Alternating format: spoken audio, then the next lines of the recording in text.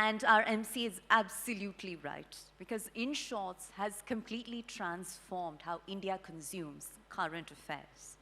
And it's such an honor and pleasure to be joined by a young, dynamic entrepreneur who's changing media consumption patterns as we know it. Huge round of applause, ladies and gentlemen, for Izhar Iqbal. So Izhar, Azhar, as an IIT dropout, to now a news app CEO, आपकी जो सफ़र रही है, सफलता का सफ़र, वो थोड़ा हटके से रहा है, right? थोड़ा अनकन्वेंशनल सा रहा है, और इससे ये साबित होता है कि there is no one size fits all formula when it comes to career defining leadership, when it comes to success.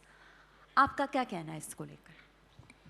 आपने कहा कि मेरी जर्नी थोड़ी अनकन्वेंशनल रही है, बिल्कुल। तो इस पे मैं कहना चाहूँगा, अगर आप किसी भी एंटरप्रेन्योर को उठाएंगे तो by definition of being an entrepreneur सबसे पहले उसको अनकन्वेंशनल होना पड़ेगा. That's how, because being an entrepreneur सबसे पहले आप चीज़ों को क्वेश्चन करते हो, जो चीज़ें जिस तरह से चलते आ रही है. तो प्रॉब्ली मैं बोलूँगा मैं अनकन्वेंशनल मैं नहीं, शायद सारे एंटरप्रेन्योर्स ही होते हैं by design he. How's that humility, ladies and gentlemen? Amazing. और जब हम इन शॉर्ट्स की शुरुआत की बात करते हैं तो एक साधारण सा फेसबुक ऐप से उसकी शुरुआत हुई, फिर जाके बहुत ही महीनों बाद आपका ऐप लॉन्च हुआ जिसके आज मिलियंस में, लाखों में सब्सक्राइबर हैं. मैं ये कहना चाहूँगी कि इस सफ़र में किस हद तक टेक्नोलॉजी ने आपके मिशन को, आपके विजन को, आपके एम्बिशंस को बढ़ावा दिया? आई थिंक अगर आज के ज़माने में लेंगे तो जितने भी बिजनेसेस हैं उन सब में टेक्नोलॉजी का एक काफ़ी ही बड़ा रोल है. हमारे केस में तो it's pure player technology business अगर लेते हैं, बट आप इन जनरल भी बिजनेसेस को उठाएंगे तो बिना टेक्नोलॉजी के तो आज के रेट पे कोई भी बिजनेस इमेजिन करना शायद इम्पॉसिबल है मेरी अंडरस्टैंडिंग पे जितना लेंगे, क्योंकि ये इधर आपका सब कुछ है अगर टेक्नोलॉजी लेंगे आपके बिजनेस का, या एक बिग पार्ट तो डेफिनेटली होगा अगर सब कुछ नहीं होगा. तो आज के रेट पे इसके बिना तो कोई भी बिजनेस इमेजिन करना मेरे ख्याल से थोड़ा टफ हो जाएगा. तो देखिए सर, कहते हैं लोग कि इंफॉर्मेशन का दौर है, पर सच्चाई तो ये भी है कि मिस इन्फॉर्मेशन का दौर है. तो टेक्नोलॉजी को किस हद तक इस्तेमाल किया जा सकता है जिससे कि इन दोनों की बीच की दूरी को ख़त्म कर दिया जाए? अब देखिए, ये तो बहुत ही एक डिबेटेड टॉपिक हो जाता है कि टेक्नोलॉजी से मिस इन्फॉर्मेशन जो रहता है, इस पे सारे ही जितने भी I think player in the industry हैं अपने साइड से बेस्ट ट्राई करते हैं, बट चूँकि यहाँ पे एक स्पीड की लड़ाई है तो उसमें थोड़ा सा मिस इन्फॉर्मेशन रहता है. बट आई एम होपिंग कि विथ टाइम ये चीज़ें बेटर होते जाए शायद. इंशाल्लाह. और आप शार्क टैंक इंडिया सीज़न 3 के लेटेस्ट जज हैं, न्यूएस्ट फेस हैं. आप सारी जजिंग पैनल में से सबसे यंगेस्ट हैं, आपकी उम्र सबसे कम है. यही अपने आप में बहुत बड़ी बात है. Huge round of applause ladies and gentleman.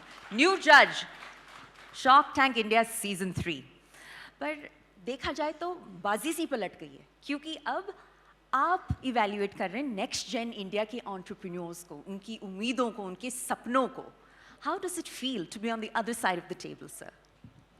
देखिए, मतलब इस पे इस क्वेश्चन का आंसर मैं क्या ही करूं. मतलब किसी के लिए भी एक हैप्पी फीलिंग होगी to be a part of the show अगर लेते हैं तो. और जैसे मेरी जर्नी पिछले 10 साल में अगर लेते हैं तो बीइंग एन एंटरप्रेन्योर की जर्नी थी, तो अब मैं अगर दूसरों के इसमें पार्टिसिपेट कर पाऊंगा दूसरों की जर्नी में, तो डेफिनेटली एक अच्छा हैप्पी फीलिंग होगा वो. और सर देखिए, you have found a fan club in next gen India along with the generation prior. ठीक है, you have a universal appeal. तो when you made the decision कि मैं IIT में पढ़ता हूँ पर मुझे पढ़ाई छोड़नी है, मुझे ये न्यूज़ ऐप फॉर्म करनी है, मुझे एंटरप्रेन्योरशिप में बस अपना झंडा गाड़ना है, किस तरह आपको फैमिली का सपोर्ट मिला? और अगर if there are entrepreneurs in this room that are facing that same situation, अपने बच्चों के साथ, अपने दोस्तों के साथ, तो आप उन्हें क्या एडवाइस देना चाहेंगे? तो लोगों को एडवाइस देने से अधिक मैं शायद अपनी स्टोरी शेयर करता हूँ. मे भी शायद उससे, क्योंकि एडवाइस शायद मैं जनरली इसलिए देना पसंद नहीं करता हूँ. मुझे लगता है जनरली हर किसी की लाइफ अपनी अपनी तरीके से चल रही है. बिल्कुल. तो सब किसी का अपना एक उसमें व्यू होगा.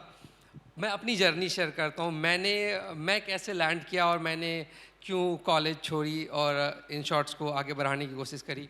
तो जब मैं फर्स्ट ईयर ऑफ कॉलेज में गया था तो मैं एक छोटे से शहर से बिलोंग करता हूँ, किशनगंज इन बिहार से जी. तो टिपिकली जो हमारे यहाँ पे बचपन से आपको ट्रेनिंग मिलती है कि आप अच्छे कॉलेज जाओगे, अच्छे से इंजीनियरिंग करोगे तो एक बड़े कॉर्पोरेट गूगल फेसबुक में आपको जॉब लग जाएगी जी। और आप अच्छे डॉलर्स में पैसे छाप सकते हो। मोटा मोटा ये रास्ता कहीं ना कहीं जीवन का चल रहा था। बिल्कुल।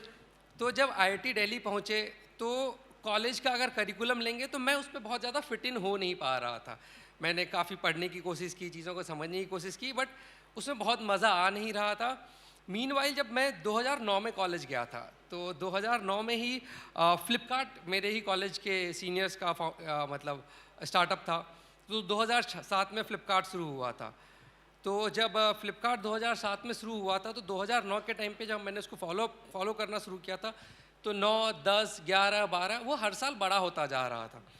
तो जब मैंने फ्लिपकार्ट की जर्नी को देखना शुरू किया तो मुझे लगा ये टेक्निकली एक ह्यूमन बीइंग को जनरली लाइफ में क्या चाहिए होता है? पैसे चाहिए होते हैं, थोड़ा सा क्रेडिबिलिटी या फेम या रेस्पेक्ट जो कहेंगे वो चाहिए होता है, फ्रीडम टू वर्क चाहिए होता है, अपने तरीके से मतलब कहीं ना कहीं हम जी सके वैसा चाहिए होता है, कुछ इम्पैक्ट ला सकें, जो भी बेसिक चीज़ें आप नोट डाउन करते हो। तो मुझे पता चला एंटरप्रेन्योरशिप नाम की चीज़ है और इससे कहीं ना कहीं वो सारी चीज़ें टिक होते जा रही है। तो जब मैंने पहली बार फ्लिपकार्ट किया मुझे पता चला था तो उस साल उनका ईयरली रेवेन्यू कुछ 6 करोड़ था। तो मुझे बस उस टाइम पे इतना समझ आया था कि इनकी कोई ऑनलाइन दुकान है जिसमें 6 करोड़ का सालाना माल बेच रहे हैं ये। तो मुझे वो लगा कि यार ऐसे बिजनेस कर सकते हैं शायद। तो वहाँ से बिजनेस करने का आई थिंक एक कीड़ा लगा और ऐसे मल्टीपल अटेम्प्ट्स लेते रहे। लकीली एक कॉन्सेप्ट जो हमारा 60 वर्ड न्यूज़ का था वो हिट कर गया। सर आप कह रहे हैं लकीली, पर लक के पीछे बहुत मेहनत होती है और बहुत फेलियर्स भी होते हैं सर, बहुत उतार चढ़ाव होता है। तो आप ऐसे कोई किस्से हमारे साथ शेयर करें जब आपको लगा कि बहुत हो चुका, आईआईटी ही सही था, कभी वो आपकी जहन में आया यू टर्न मारने का ख्याल? सबसे पहले तो आपको कहेंगे लकीली वर्ड जो आपने उस पर रोका था, मैं उस पर एक चीज़ डेफिनेटली मेरे अकॉर्डिंग से मैं बोलना चाहूँगा। देखिए जैसे अगर आप लाइफ में लेंगे तो मैं लकीली इस एंगल से बोल रहा था कि जब हमने बिजनेस स्टार्ट किया था, बिजनेस के लिए आपका एक बहुत इंपॉर्टेंट चीज़ होता है, वो होता है टाइमिंग। टेक्निकली आपका टाइमिंग ऑफ, जैसे जब हमने अपना बिजनेस स्टार्ट किया था उसी टाइम पे आपका लेंगे तो मोबाइल इकोसिस्टम इंडिया में राइज कर रहा था। तो वो टाइमिंग आपके बिजनेस का हिट होना ये पार्ट ऑफ लक है। मैं उस एंगल से वो उस पर आ रहा था। और आपने बोला कि यू टर्न मारने की बात जिस पे आपने कही, तो इस पे मेरा जनरल एक व्यू रहता है कि एंटरप्रेन्योर्स बनने से पहले ना मेरा एक बहुत स्ट्रांग व्यू रहता है, जनरली उन लोगों को एंटरप्रेन्योर बनना चाहिए जो थोड़े से कहीं ना कहीं ओवर कॉन्फिडेंट होते हैं, या थोड़े से हम लोग अपने लैंग्वेज यूज़ करते हैं हठी आदमी होता है। मतलब जो चीज़ों की जो जनरली चीज़ें नहीं सुनता है। मतलब मुझे लगता है वो एक इंपॉर्टेंट मेट्रिक होना चाहिए आपका, और तभी आप इस जर्नी में आगे जाएंगे। तो जनरली मैं बोलूँगा शायद वो रहता है हमेशा कॉन्फिडेंस की, ठीक है मैं ये काम कर लूँगा। Wonderful, ladies and gentlemen. What a candid story. और ऐसी कोई लाइफ फिलॉसफी, ऐसा कोई management Mantra that you live your life by as her? ऐसा कोई मैनेजमेंट मंत्रा मैं अगर बोलना चाहूँगा तो अच्छा, मैनेजमेंट मंत्रा में मैं बोलूँगा फ्रॉम एन एंटरप्रेन्योर्स लेंस, मतलब अगर मैं लेता हूँ तो वो माइट बी डिफरेंट फ्रॉम आप किस प्रोफेशन में है। तो मैं मेरे एंटरप्रेन्योर्स के लेंस से बताता हूँ, जिस एक लेंस पे मैं रखता हूँ चीज़ों को। तो जो मैंने थोड़ी देर पहले ही बोला था कि एंटरप्रेन्योर्स के लिए जो सबसे इम्पॉर्टेंट है ना, आप बाय क्या कहते हैं, बाय डिफ़ॉल्ट ही आप एक एंटरप्रेन्योर तभी बन रहे हैं आप जब चीज़ों को क्वेश्चन कर रहे हैं लाइफ में। तो क्वेश्चन कर रहे हैं तो डिफ़ॉल्टली ही आप एंटरप्रेन्योर जब बनना चाहेंगे तो आपको काफ़ी ऑप्टिमिस्ट होना पड़ेगा। तो उस पर मैं एक मंत्रा काफ़ी ही स्ट्रांगली अपने लाइफ में यूज़ करता हूँ। उसमें तो एक कहते हैं कि पैसिमिस्ट जो लोग होते हैं ना, ठीक है, पैसिमिस्ट आर जनरली राइट। अगर कोई आपको क्रिटिसाइज करने के लिए बैठा होगा तो मोस्टली टाइम पे वो आदमी करेक्ट होगा, चूंकि आप बहुत ऑप्टिमिज्म की बात कर रहे हैं। बट इसका है कि pessimists are generally right but optimists are those who change the world. तो इस चीज Huge round of applause, ladies and gentlemen. Continue. या तो इस एक पर्टिकुलर मंत्रा को मैं काफ़ी फॉलो करता हूँ और मुझे लगता है ऑप्टिमिज्म से आपके लाइफ में ओवर टाइम आपको फ़ायदा ही होगा देन नुकसान होगा। ऑप्टिमिज्म का डेफिनेटली है, फॉल बैक होता है, आप काफ़ी बार गिरते हैं, बट आप जनरली अगर लाइफ ऑप्टिमिस्टिक वे में जीते हैं तो ओवर टाइम आपके लिए वो काफ़ी बेनिफिशियल होता जाता है। और अगर देखा जाए तो as millennials we are the instant gratification generation, और ये नफ्स आपने पकड़ ली थी बहुत ही पहले। एक एंटरप्रेन्योर के लिए उस तरह की सोच और नफ्स पकड़ना कितना ज़रूरी है? देखिए मैं इस पे बोलना चाहूँगा, मैंने कोई नब्ज़ शायद एंटरप्रेन्योर्स की मतलब ऑडियंस की नहीं पकड़ी थी, खुद की पकड़ी थी।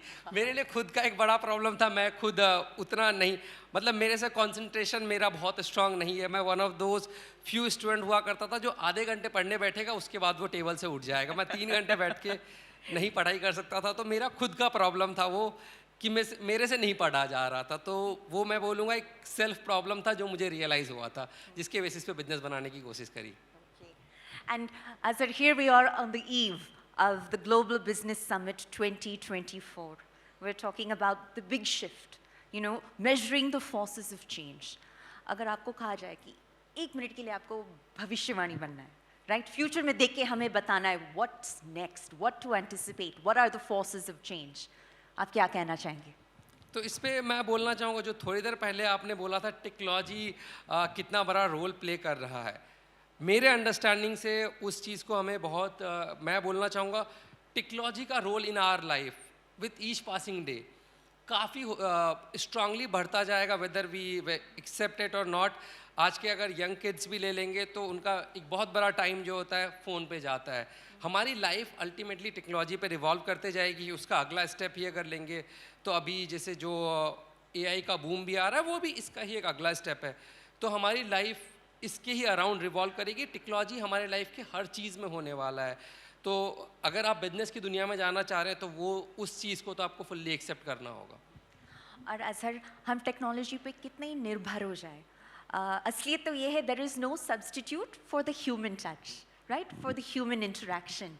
How does one ultimately as an entrepreneur strike that balance?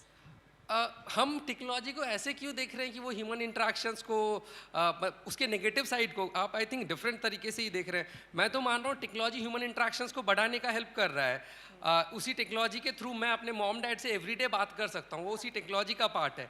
मेरे ऐसे दोस्त जिनसे मैं रेगुलरली कॉल या फ़ोन पे बात नहीं कर सकता हूँ, इंस्टाग्राम पे उसके स्टेटस को देख करके मैं उसके बारे में अपडेटेड रह सकता हूँ। ये ह्यूमन कनेक्शन ही है, मतलब मुझे उसके बारे में पता चलता है। हम ह्यूमन कनेक्शन में सिर्फ फिजिकल कनेक्शन को ही ह्यूमन कनेक्शन क्यों मान रहे हैं? उसके फ़ोटोज़ देखना, मुझे उसकी लाइफ का अपडेट मिलता है। हम किसी लोगों का वीडियोज़ देख सकते हैं इंटरनेट पे, तो हम उससे उस तरह से भी कनेक्ट, अल्टीमेटली तो ये एक सोशल कनेक्शन ही है। तो मुझे दिखता है कि टेक्नोलॉजी तो उस टच को बढ़ा रहा है rather than घटाने के। मतलब मैं एवरी आवर अपडेटेड रहता हूँ कि मेरी मॉम क्या कर रही है, मेरे डैड क्या कर रहे हैं, तो वो तो उस कनेक्शन को इम्प्रूव ही कर रहा है rather than मतलब क्या कहते हैं कम करने के। तो मुझे तो लगता है टेक्नोलॉजी हेल्प कर रहा है मोर आपको कनेक्टेड रहने के लिए दूसरों से।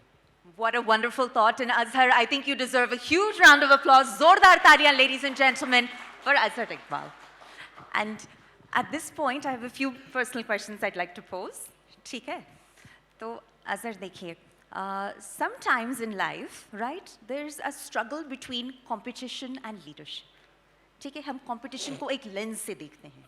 ठीक है? And we always equate competition with winning or leadership with winning. And जैसे आपकी जर्नी आगे बढ़ती जा रही है, has your view of competition and your view of what it means to win changed? View of competition from a business stand point आप पूछने की कोशिश कर Please, रहे sir. हैं। तो व्यू ऑफ कंपटीशन तो मेरा जो व्यू रहता है, आई थिंक काफ़ी बड़े leaders in the startup ecosystem भी और काफ़ी बड़े बिजनेस लीडर्स भी जो कहते हैं, मैं उनको ही फॉलो करता हूँ।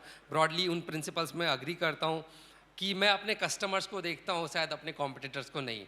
मेरे लिए मेरा कस्टमर That इम्पॉर्टेंट deserves है। a round of applause. जोरदार तालियां. हाँ जी, तो आगे आप इस पे क्या पूछ रहे थे आगे? सॉरी। जैसे कि आपने कहा, कस्टमर्स पे ध्यान देते हैं ना कि कंपटीशन पर. ये यूनिवर्सली एक्सेप्टेड फिलॉसफी है क्या बिजनेस में? ये आपकी पर्सनल सोच? नहीं, बिल्कुल मेरी पर्सनल नहीं है। मैंने जो स्टालवर्ड्स होंगे इंडस्ट्री के, उनसे ही सीखा है, उसको फॉलो करने की कोशिश करता हूँ। और ब्रॉडली आई थिंक ये एक यूनिवर्सली एक्सेप्टेड थॉट है कि आप you should be obsessed about your customers, not competition. Right. And speaking of obsession, so much of Next Gen India is inspired by you. They are obsessed by you. They cite your example in everyday conversations, right? तो जब ये इतना attention, flattery, respect मिल रहा है, is it difficult to handle? Is it difficult to digest? Has it changed who you are? या वही के वही है जो आप 10 साल पहले बिहार में स्टूडेंट थे वो? अब ये तो आप खुद बात करके जज कर लें आपको कैसा लग रहा है। मुझे तो लग रहा है मैं आज से 10 साल पहले भी वैसा था, अभी जब से मैं अपने आप को जानता हूँ मैं ऐसा ही था, मुझे लगता है। Right. And maybe as a, for the benefit of our audience, the best piece of advice that you've ever received and from who? Best piece of advice मैं अगेन उसी पार्ट पे जो मैंने थोड़ी देर पहले कहा था, मैं उसी पे आना चाहूँगा कि मतलब क्या कहते हैं कि कीप ट्राइंग। हारने से कोई फ़र्क नहीं पड़ रहा है, कुछ दिन बाद आप भी भूल जाओगे और दुनिया भी भूल जाएगी। लेकिन अगर आप जीत गए तो कीप टेकिंग अटेम्प्ट्स, मतलब अगर आप जीत गए तो आप जीत चुके हो गेम, आपको कुछ गेन करने के लिए, और हार जाओगे तो कुछ दिन बाद आप भी भूल जाओगे और दुनिया भी भूल जाएगी। Beautiful words, beautiful mantra. Ladies and gentlemen, huge round of applause once again for Azhar Iqbal. Thank you so very much.